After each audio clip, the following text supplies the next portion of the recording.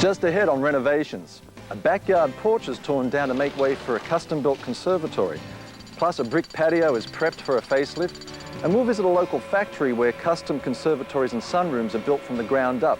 All that and more next on Renovations.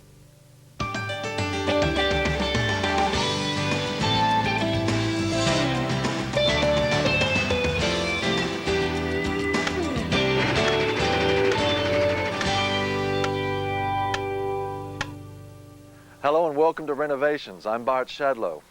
We're at this English-style manor home whose interior has recently been refurbished. Now it's time to transform the exterior features around the back into a mahogany and glass conservatory. But first, to make way for the new structure, an existing screened porch needs to come down. Let's take a look at the demolition.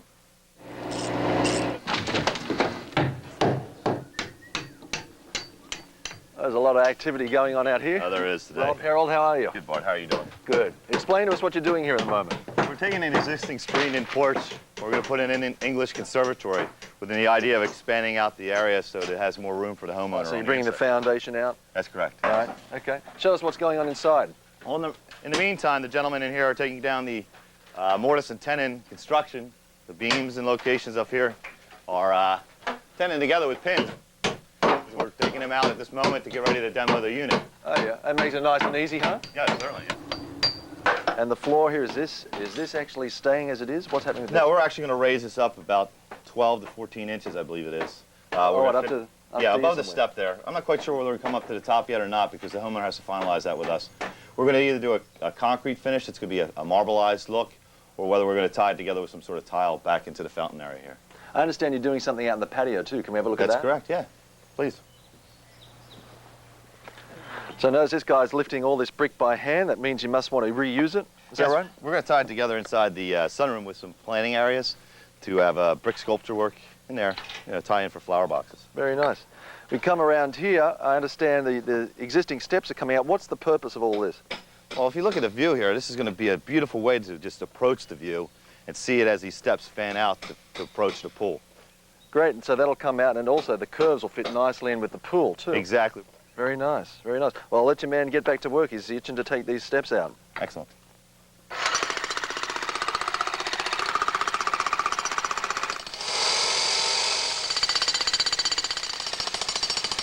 While demolition continues on the patio, a tow chain is attached to the porch roof beams. The wooden pegs securing the beams have been removed, and the remaining structure is ready to come down. All the bolts out! Clear?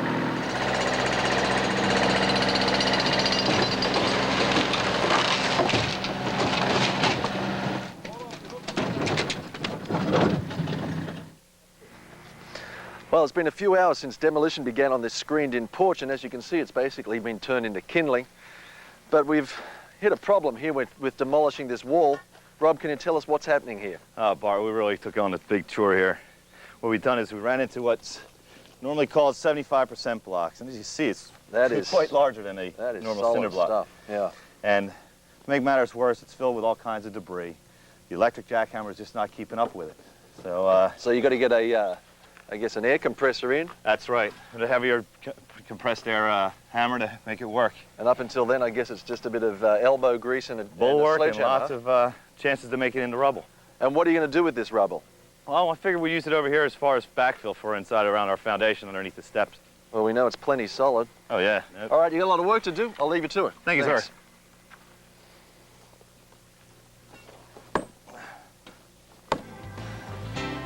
Coming up, the footer for the extended foundation is poured, and the plumbing is installed for the conservatory's indoor pond.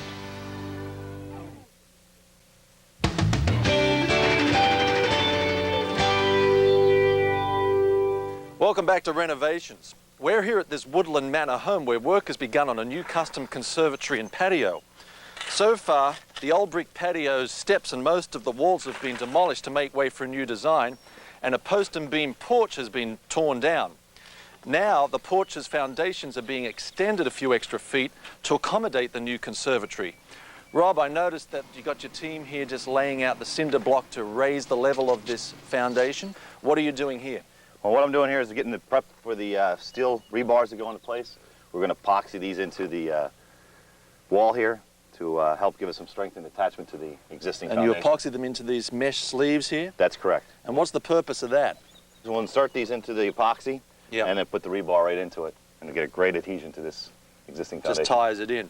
It'll sit up in a couple minutes and solidify itself, and then we'll just tie off the ends here where they need to be tied off and strapped to the other support members. And you're ready to pour concrete. Okay, it's in. I also notice here that the shape of this footer here is kind of circular. Now that, I guess, is to accommodate the design of the conservatory, which has an octagonal end to it. Absolutely, yes. Once the rebar is fastened and secured, formwork is added to help contain the concrete.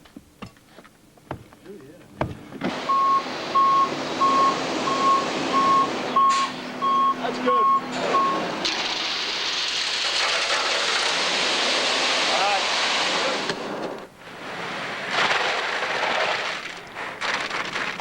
Well, as you can see, the team are actually wheeling the concrete in by hand. Unfortunately, the truck is too big to fit down the side of the house and back up here. They reckon it's going to take 40 or 45 loads. And once this concrete's all poured and set, we'll start putting up our block work for the new foundation.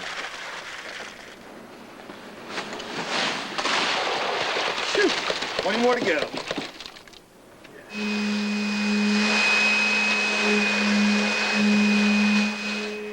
Hey, Rob, tell us what you're doing here at the moment. This is what you call a stinger. To get the concrete in to form around all these rebar we have in here, we want to make sure we have good contact with it. It's just a vibrating rod on the end, and it helps just shake all the concrete down into all the little holes and the... Yeah, we're trying to get all the air crevices. bubbles out. It gives it better strength, too, that way. I understand, too, you've also got a retardant in the concrete. What's that for? Well, with today's heat and the distance that the concrete truck is traveling, we ask that we have a retarder put in it just to make sure we have a decent workability. I mean, here, if this was regular concrete without the retarder in it, it would have already seized up on us. Yeah, right.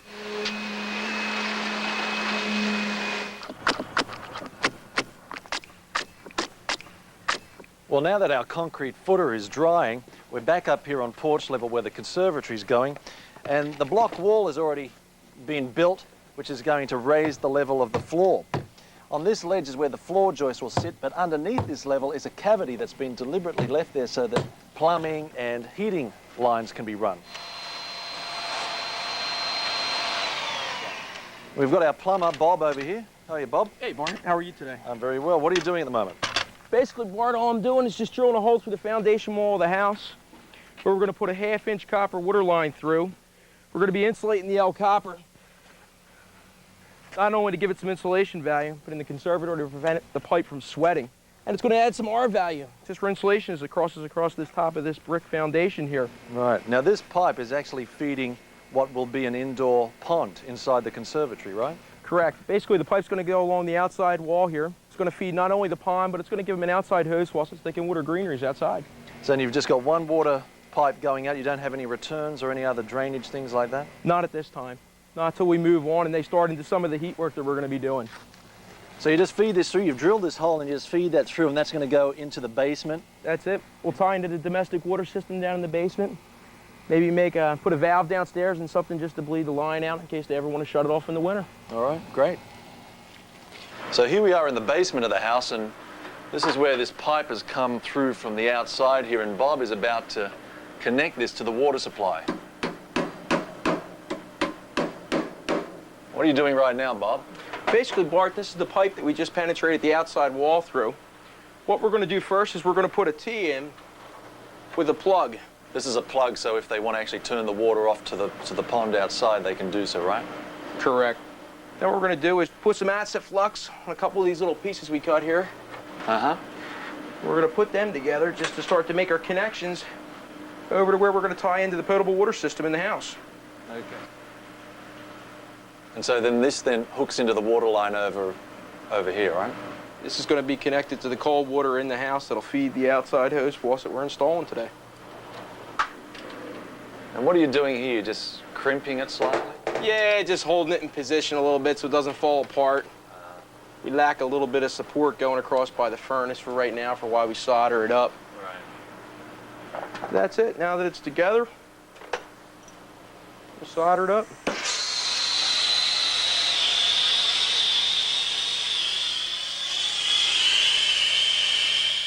It's always important when you're soldering, when you put your heat on the side of the pipe, you put the solder on the other side because the solder will flow to the heat.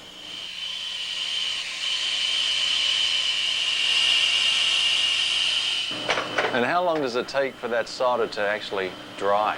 Just a few seconds. You can tell because it'll change color on you as soon as the moment it dries.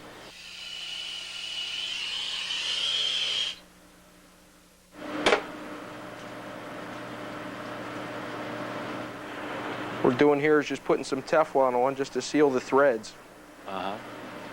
And this is the plug that you're putting in here so that if they want to, for winter, actually drain the pipe out. Exactly. Right. This just gives an area to let the water out, drain it back, and blow the line out just so they prevent freeze-ups.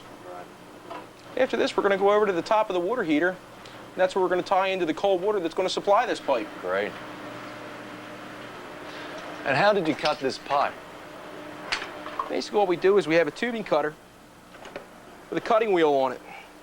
The cutting wheel, when the pipe's put inside of it... This wheel here, right? Right, the pipe goes inside the pipe, inside the cutter just like this. And as we tighten down and we spin, the wheel itself scores the pipe to the point where it'll cut it off. Ah.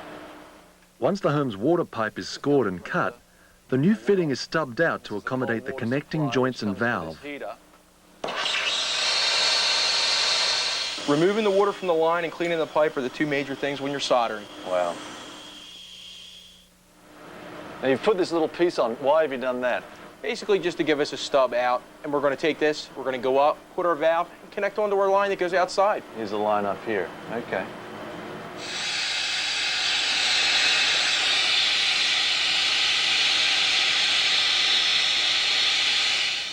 Well, down to our last piece.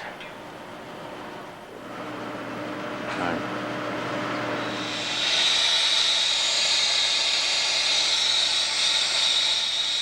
Once you've got this all cleaned off, it's all connected up and we're ready to turn the water back on, huh? We sure are. All right. Hope there's no leaks. Let's hope not.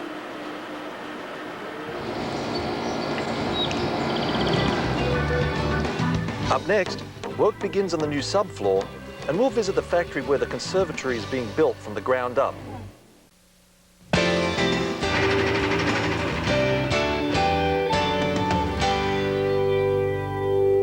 Welcome back to Renovations. This English-style manor home is getting a new look and some extra living space. A screened porch is being demolished and its foundation built up and extended to make way for a mahogany and glass conservatory. The plumbing for the structure's indoor pond has been installed and now the subfloor is going in. I'm here with the building contractor, Rob Harold. Rob, what are you doing right now? Bart, I'm fastening down the sleepers here for our subfloor. And these are sitting underneath the joists? Correct. These will be used to keep our joists from getting any bounce to it because we're going to have a ceramic floor in here. We want to make sure that we have a decent adhesion to this. Right. So you're putting these and you're stacking up so they'll sit underneath the joists. Correct. And you've got them one on this side, one on the other side, and then one going through the middle, and that'll be enough to support the job? Correct. Tell us about the tool you're using, Rob. This is a powder actuated tool. What it's doing is driving in these pins here to allow for proper adhesion to the concrete floor we have. This actually uses gunpowder to fire off the nails, huh? Correct. I'm going to get one right back in here for us. And then does that have to go through the brick or the mortar, or it doesn't matter? No, it does not necessary. I also notice over here you've got this block work coming along nicely. This is where the indoor pond is going, right? Correct. Yeah, we have another few coats of stucco to put on the outside, then start forming the inside with the walls and the stonework that we want to tie in. The plumbing will come in on the one side and create the waterfall. All right. Now I'll let you finish your job. Thank you, sir. Well, once the subfloor is complete, we'll actually be ready to erect the conservatory. Now, the structure will be assembled here on site, but we took a look at how the various pieces are made back at the factory.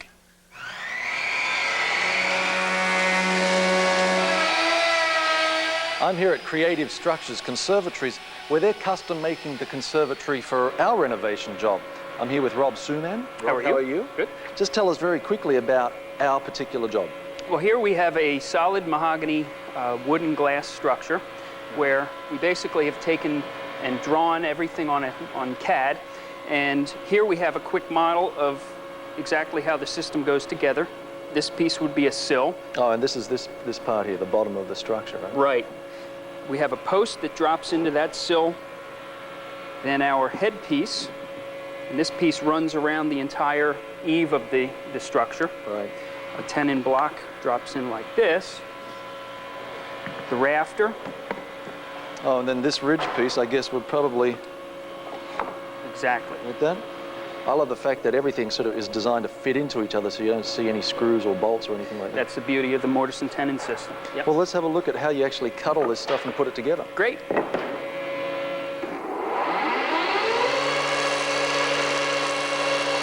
Bart, this is the joiner. This is where we take the raw wood and surface all four sides. Oh, okay, so you take all the bumps out and basically make it smooth, huh? Right, square all the sides off. Once the raw wood is surfaced, it is cut to length and ready for the next step. Bart, this is the area that we do the mortising for the sills and the head jambs. Oh, okay. These templates are laid out where the posts will end up sitting. All right, and these are actually adjustable. Right. A router is used to cut the mortise to a depth of about 5/8 of an inch.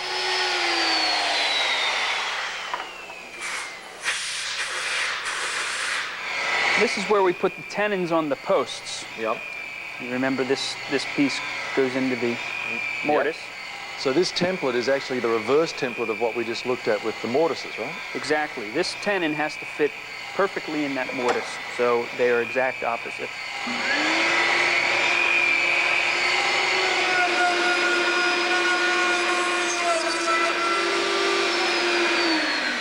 This is the metal shop. This is where we bend the aluminum for the roof system. Okay. And this is a metal bending brake. This is the piece that goes up on the roof around the eave. This edge would end up sticking down to the glass for a watertight seal. Uh-huh. And water will run off and down through here, comes off of this edge and out over the walls. Crown molding for the eaves is custom made at the factory using a special 4-head molder. This is the shop where we make our skylights, operable windows and doors. All right. And Fran has an operable roof vent that he's putting together. So they're really actually roof vents, not skylights, because you've got glass. The whole roof is actually glass, isn't it? That's right. So Rob, once we've made all the components to our conservatory, you bring them all together here on this assembly platform to make sure it all fits together, right? Right. Whenever we have a real complex roof situation like this, we would end up pre-assembling the parts to make sure we don't have any glitches that occur on the job site. All right. Well, thank you very much for the tour, Rob. It's been great. Sure, thanks. When renovations continues, the conservatory starts to take shape as assembly begins on site. For questions or comments, please write to Renovations, care of HGTV, Box 50970, Knoxville, Tennessee, 37950. Be sure to include the episode number and your daytime telephone number.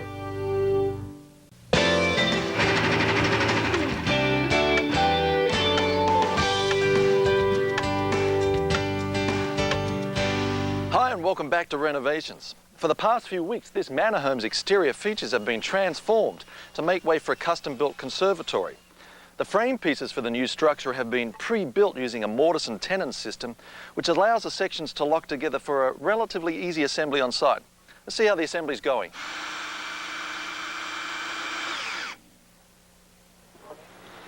Hey Rob, you getting these posts in? Yes, we're putting the mortise and tenon joint together, and Rob is shooting a screw from the outside. And what that'll do is open the tenon up to create a compression inside that mortise. Oh, right, okay, so it gets it in nice and tight then, huh? Right. Now, why have you got the bottom sill sitting on these pieces here? Well, this is pressure-treated wood. We use that so that we can isolate the masonry from the fine wood.